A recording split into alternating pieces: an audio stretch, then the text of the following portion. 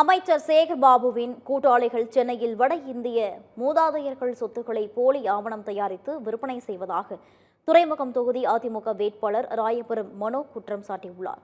சென்னையில் செய்தியாளர்களை சந்தித்த அவர், ஒரு நில அபகரிப்பு கும்பல் அமைச்சர் சேகர் பாபுவின் உதவியுடன் சென்னை மற்றும் அதனை சுற்றுவட்டார பகுதிகளில் 10,000 கோடி மதிப்பீடான சொத்துக்களை அபகரித்து வருவதாக தெரிவித்துள்ளார். துறைமுகம் தொகுதியில் மட்டும் 200 கோடி ரூபாய் மதிப்பீடான சொத்துக்கள் அபகரித்துள்ளதாக அவர் குறிப்பிட்டுள்ளார். இதற்கு காவல்துறை அதிகாரிகள் உடந்தையாக இருப்பதாகவும் அவர் கூறியுள்ளார்.